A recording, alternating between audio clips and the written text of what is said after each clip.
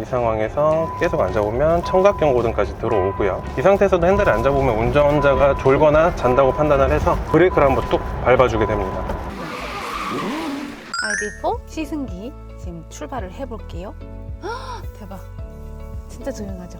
팀장님, 그리고 요 ID4 주행 시에 좀 주목해야 될 점이나 특이점 같은 게 있을까요? 이 부분에 대해서 이제 뭐 회생제동 시스템이라는 게 있고, 저는 개인적으로 전기차를 상당히 싫어했어요. 그 회생제동 시스템 자체가 너무 이질감이 들었기 때문에 멀미가 크게 난다라고 생각을 하기도 했고, ID4는 이제 계속해서 주행을 해보시면 아시겠지만 그에 대한 이질감이 상당히 적어요.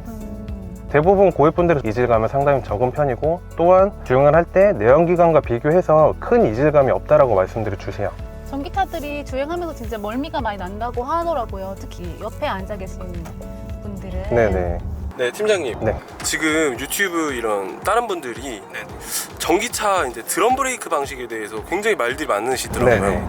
네, 그 부분 어떻게 생각하시는지. 보시대적인 시스템이지 않나 라는 이런 부분들도 있는데, 이제 저도 판매 영업사이다 보니까 뭐 이거에 대해서 좀 신중해야 될 필요가 있다고 생각이 되는데, 폭스바겐이라는 브랜드 자체는 아시겠지만 전 세계 시장으로 가장 규모가 큰 시장이에요. 어느 고객분들도 아시는 것처럼 뭐 람보르기니, 포르쉐, 뭐 벤틀리, 뭐 이런 여러 가지, 아우디 같은 프리미엄 브랜드들 자회사를 두고 있기 때문에, 그런 전 세계 시장에서 가장 큰 브랜드에서 단순히 원가 절감을 위해서 브레이크라는 거에 대해 드럼을 넣었을 거라는 생각이 들지는 않습니다. 뭐 단순히 가격이 싸서가 아니라 뭐 환경 문제에 있어서 분진 같은 것도 덜 나오는 부분이 있다라고도 하고, 그 전기차 자체는 얘는 말 그대로 회생제동 시스템을 많이 사용하는 차량이다 보니까 브레이크를 밟을 일이 거의 없다라고 해요. 그런 점들을 고려를 했을 때 오히려 기존에 있던 디스크 방식의 브레이크 등은 뭐 녹이 많이 쓰는 경우가 있는데, 내연기관들은 주행을 계속해서 하기 때문에 그 녹 제거가 빨리 되는 반면에, 전기차의 디스크를 주로 썼을 때 회생제동 시스템으로 인해서 브레이크를 잘 사용을 안 하다 보니까 그 녹이 계속해서 쌓이면서 또 문제가 될 수 있다고 하더라고요.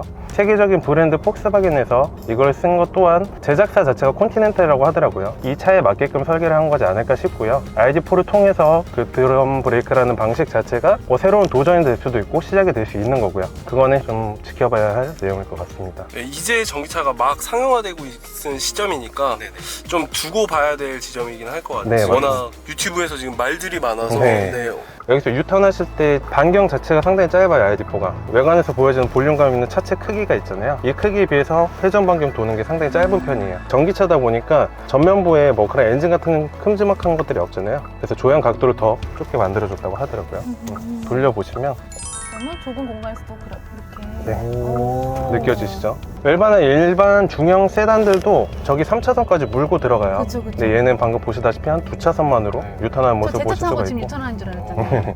실제로 공조 이거 드래그 사용해 보니까 어떠세요? 스마트하긴 한데 저는 아직까지 적응이 좀 안 돼가지고 직접 이렇게 직관적으로 누르는 게 더 편한 것 같긴 해요. 지금 시승감은 어떠세요? 10분 타셨나요? 일단 처음에 멈춰 있다가 출발할 때의 주행감이 덜컥거리는 것도 전혀 없고 너무 부드럽게 잘 나가고 좀 가속을 해보고 싶긴 하네요. 얘가 차체 자체가 2톤이 넘어요. 2톤이 넘어감에도 이런 출력 부분에 있어서 답답함을 느끼시진 않으실 거예요. 그러니까 주행 성능에 있어서 얘는 달리기 하는 차가 아니에요. 계기판이 엄청 심플해요. 네. 진짜. 폭스바겐 자체가 화려함을 원하시는 분들한테는 권해드릴 수가 없어요. 저희 아이덴티티 자체는 심플하고 간결한 애이기 때문에 좀 직관적이고 오래 타도 질리지 않는 스타일, 그런 정도로 봐주시면 좋을 것 같고요. 네, 이제 반자율 주행 모드로 한번 들어가 볼게요.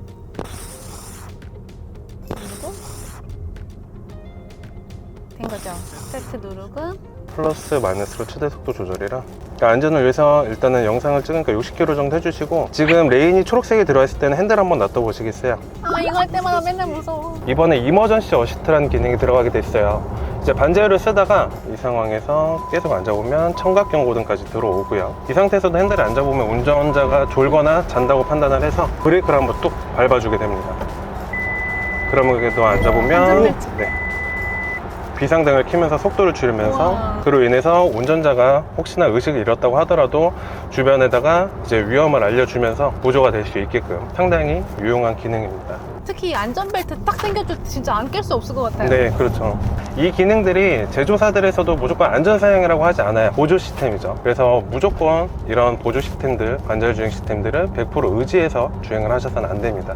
그 점 꼭 참고를 해주시고요. 지금 나머지 가는 때는 한번 B로 바꿔서 그 회생제동 시스템을 느껴보시는 것도 좋을 것 같습니다. B로 바꿨어요. 엑셀을 밟고 가시다가 한번 엑셀에 뛰면 회생제동 시스템 느낌이 오실 거예요. 어떠세요? 확실히 뭔가 이렇게 쫙 끄집어 당겨주는 느낌 나요. 네네. 되게 세게 당겨주는데요. 근데 이게 다른 전기차들 타보시면 더 세요.